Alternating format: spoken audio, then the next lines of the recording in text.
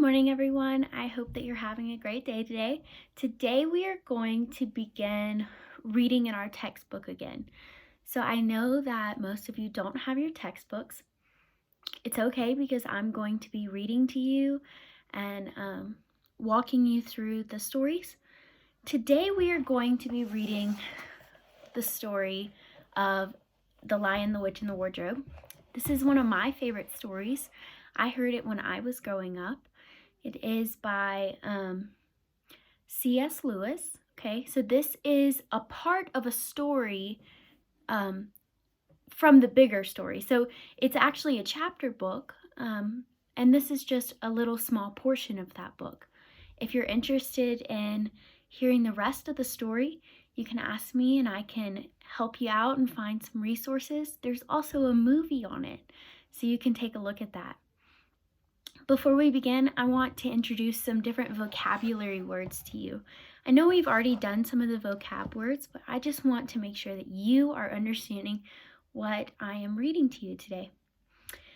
So before we begin, the first word you have to know is air raids. Now, an air raid is two words, actually. It's A-I-R-R-A-I-D-S, okay? Air raid. Now, an air raid is during war, when two countries are at war, planes will fly over a different city, and sometimes they'll drop bombs. In this particular story, it's happening during one of the world wars, okay? So at that time, London, where the story is taking place, was under a lot of bombings, and therefore the children could not stay there, okay? Something you have to know also is what the word rambling means. Rambling, in this case, is describing a house. It's an adjective, and it means like very large and to go on for a long time. Okay, so imagine if you walk into a large mall. It's a rambling mall. It goes on for a really long time, and it's really big. Okay, the next thing you need to know is cautious. Cautious means to be very careful.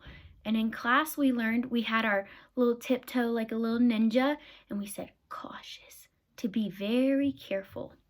Okay? The next word is petrified. The word petrified means to be very scared. In class we did our action and we said petrified, and it was very scary. Okay? The next word I want you to know is wardrobe. A wardrobe is usually a cupboard where clothes are stored. And in class, we had a wardrobe. You can see my wardrobe right there. I keep all my clothes inside of it. It's got hanging spaces so I can put clothes hanging up. That's a wardrobe. The next one is reassuring. Now, when you reassure someone, you're calming them down. Maybe you'll pat them on the shoulder and say, it's okay, it's okay. Okay, so it's going to make you feel calm. It's going to make you less worried. Okay, the word peculiar, we learned this one in class. Peculiar means to be weird. And in class, we made a weird face. We did something crazy. Okay, whatever your weird face is, whatever your peculiar face is, just keep that in mind when you hear that in our story. Okay, so that's all the words I want you to pay attention to today. I'm going to begin reading. Okay, so we're going to start at the top. Okay, what Lucy finds in the wardrobe. Okay, Peter, Susan, Edmund, and Lucy were 4 children who were sent away from London during the terrible war. Remember, that's one of the world wars, okay? World War II, actually. There were air raids and bombings, and London was not at all safe for the children. They stayed with an old professor in a large, rambling house in the countryside. The professor had unkempt means messy, gray hair, which not only covered his head, but also most of his face. This is what had scared Lucy, the youngest of the 4. One evening after dinner, The children were sitting and talking when suddenly they heard a loud sound. "What is that noise?" exclaimed Lucy. The house was much larger than any other house she had lived in or visited before. The long corridors and empty rooms scared her.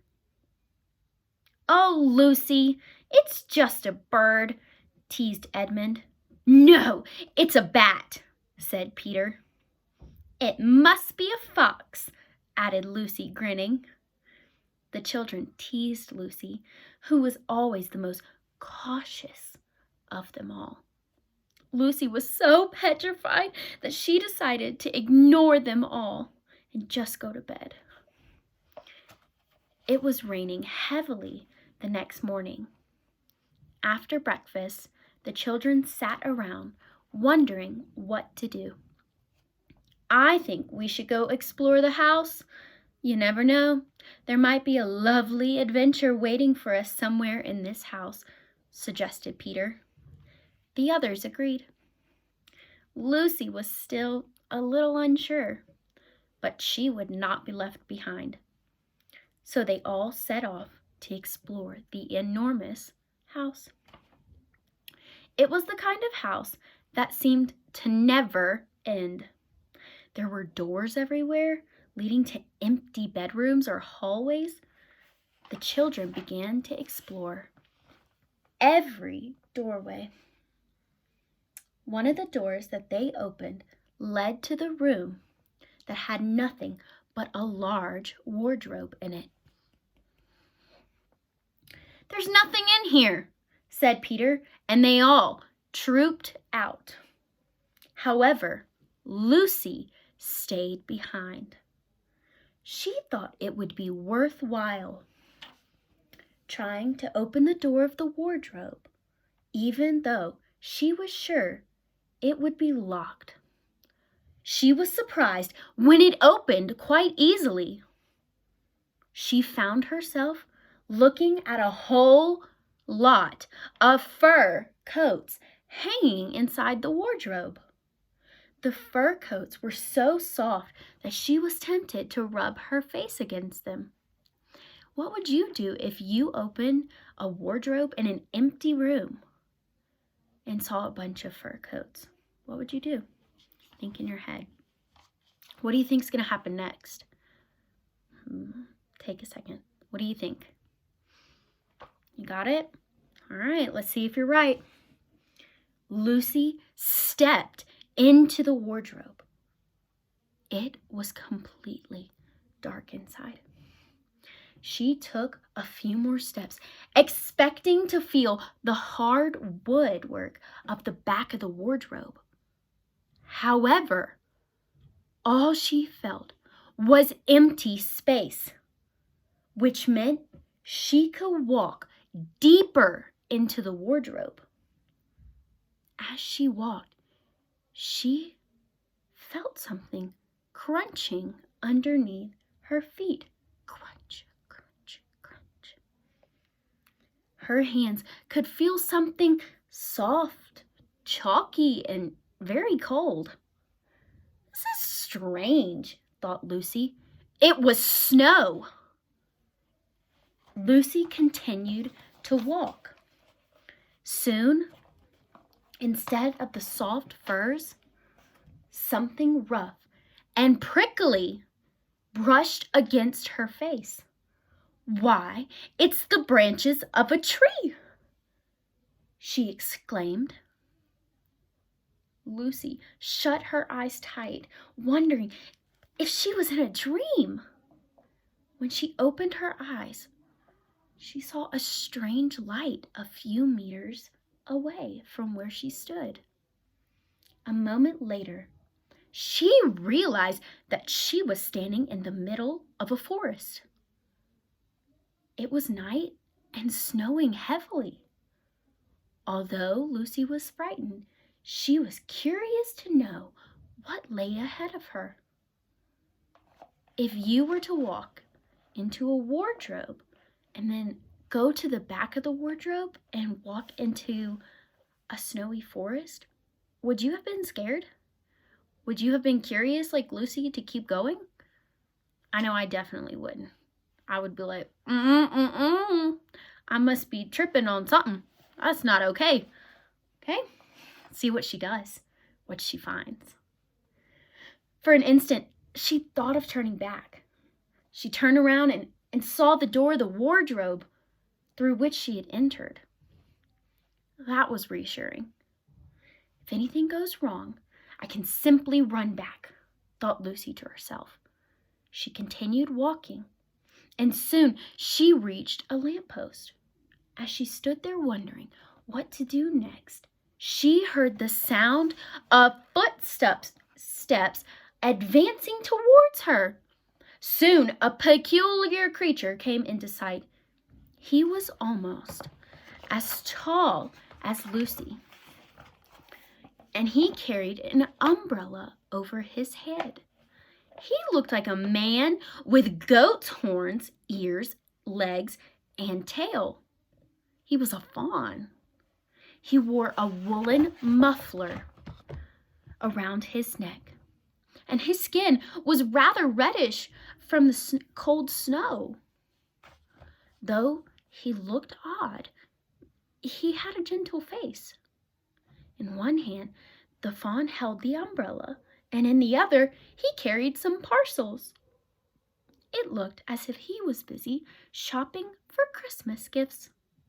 On seeing Lucy, he was so shocked that the parcels fell out of his hands. "Goodness gracious me!" exclaimed the fawn. That's the end of our story. What do you think happens next? I want you to think about it. Today, what we're going to be doing is we're going to be answering some questions about our story. Okay? Before we move on to those questions, though, I want to quickly remind you of a few things. Remember that in every story, we have certain parts of the story: the characters, the setting, the problem, and the solution. Now, in this case, the characters were Peter, Susan, Edmund, and Lucy. Okay? We also saw the professor and we saw the fawn, but they don't really play that much of a role, whereas the other four are very, very important to our story. The fawn becomes very important later in the story if you read on. Our setting of the story, the children are in the big house, okay? But then the second setting of the story is Lucy in the wardrobe, okay? And she goes and she finds the forest, okay? And it's got snow inside of it, and she meets the fawn. Now, the problem of the story is that the children are quite bored while in this house. Imagine how you feel while you're in quarantine, okay? Sometimes you might feel like, there's not really anything to do anymore. What are we going to do? That might have been how they felt, okay? So the problem is that they start exploring a bunch of rooms, and Lucy finds that wardrobe, okay? The solution to the story? We don't know. Okay, you have to keep reading to find out. If you want to know what happens next in the story, talk to me and I can help you out. Okay, I'm going to send you your comprehension questions in our class, okay? So if you have any questions, you are free to ask me. Remember, when you're answering your questions, you never copy from the story. You always say it in your own words. Okay? I love you guys. Have a great day.